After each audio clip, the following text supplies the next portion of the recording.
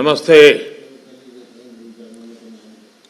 कार्यक्रम में उपस्थित पूज्य संतगण, गुजरात के राज्यपाल आचार्य देवव्रत जी,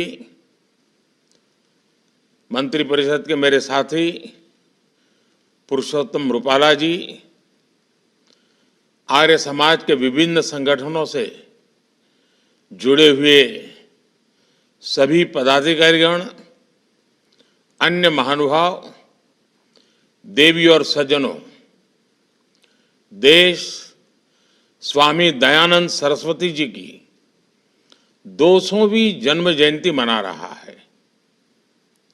मेरी इच्छा थी कि मैं स्वयं स्वामी जी की जन्मभूमि टंकारा पहुंचता, लेकिन ये संभव नहीं हो पाया। मैं मन से, हृदय से आप सबके बीच ही हूं। मुझे खुशी है कि स्वामी जी के योगदानों को याद करने के लिए, उन्हें जन जन तक पहुंचाने के लिए आर्य समाज ये महोत्सव मना रहा है।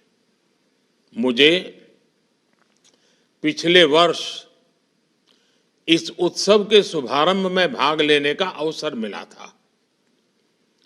जिस महापुरुष का योगदान इतना अप्रतिम हो, उनसे जुड़े महोत्सव का इतना व्यापक होना स्वाभाविक है। मुझे विश्वास है कि ये आयोजन हमारी नई पीढ़ी को महर्षि दयानंद के जीवन से परिचित करवाने का प्रभावी माध्यम बनेगा। साथियों, मेरा सौभाग्य रहा कि स्वामी जी की जन्मभूमि गुजरात में मुझे जन्म मिला। उनकी कर्मभूमि हरियाणा लंबे समय तक मुझे भी उस हरियाणा के जीवन को निकट से जानने, समझने का और वहां कार्य करने का अवसर मिला। इसलिए स्वाभाविक तौर पर मेरे जीवन में उनका एक अलग प्रभाव है, उनकी अपनी एक भूमिका है। मैं आज इस अवसर पर महर्षि दयानंद जी के चरणों में प्रणाम करता हूं, उन्हें नमन करता हूं। देश विदेश में रहने वाले उनके करोड़ों अनुयायियों को भी जन्म जयंती की बहुत बहुत बधाई देता हूं। साथियों, इतिहास में कुछ दिन, कुछ क्षण, कुछ पल ऐसे आते हैं जो भविष्य की दिशा को ही बदल देते हैं। आज से 200 वर्ष पहले दयानंद जी का जन्म ऐसा ही अभूतपूर्व पल था। ये वो दौर था जब गुलामी में फंसे भारत के लोग अपनी चेतना खो रहे थे। स्वामी दयानंद जी ने तब देश को बताया कि कैसे हमारी रूढ़ियां और अंधविश्वास ने देश को जकड़ा हुआ है। इन रूढ़ियों ने हमारे वैज्ञानिक चिंतन को कमजोर कर दिया था। इन सामाजिक बुराइयों ने हमारी एकता पर प्रहार किया था। समाज का एक वर्ग भारतीय संस्कृति और आध्यात्म से लगातार दूर जा रहा था।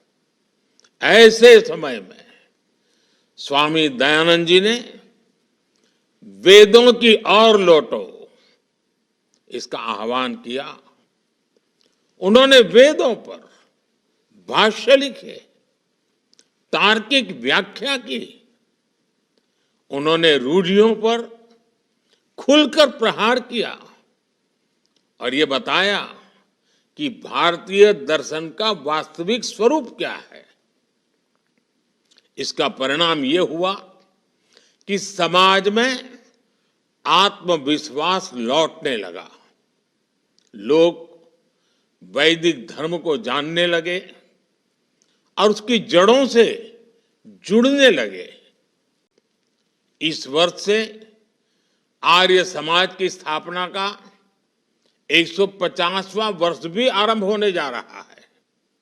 मैं चाहूंगा कि हम सब इतने बड़े अवसर को अपने प्रयासों, अपनी उपलब्धियां, उसे सचमुच में यादगार बनाएं। साथियों, प्राकृतिक खेती भी एक ऐसा विषय है जो सभी विद्यार्थियों को लिए समझना, जानना जरूरी है। हमारे आचार्य देवव्रत जी तो इस दिशा में बहुत मेहनत करते रहे हैं। महर्षि दयानंद जी के जन्म क्षेत्र से प्राकृतिक खेती का संदेश पूरे देश के किसानों को मिले, इससे बेहतर और क्या होगा। साथियों, महर्षि दयानंद ने अपने दौर में महिलाओं के अधिकारों और उनकी भागीदारी की बात की थी। नई नीतियों के जरिए, ईमानदार कोशिशों के जरिए देश आज अपनी बेटियों को आगे बढ़ा रहा है।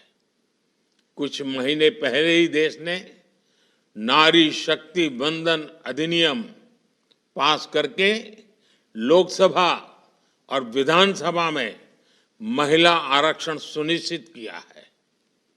देश के इन प्रयासों से जन जन को जोड़ना, ये आज महर्षि को सच्ची श्रद्धांजलि होगी।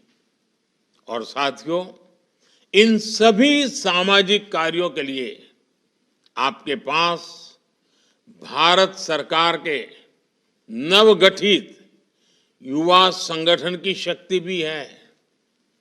देश के इस सबसे बड़े और सबसे युवा संगठन का नाम मेरा युवा भारत, माय भारत है। दयानंद सरस्वती जी के सभी अनुयायियों से मेरा आग्रह है कि वो डीएवी शैक्षिक नेटवर्क से भी विद्यार्थियों को माय भारत से जुड़ने के लिए प्रोत्साहित करें। मैं आप सभी को महर्षि दयानंद की 200वीं जयंती पर पुनः शुभकामनाएं देता हूं। एक बार फिर महर्षि दयानंद जी को, आप सभी संतों को श्रद्धापूर्वक प्रणाम करता हूं। बहुत बहुत धन्यवाद।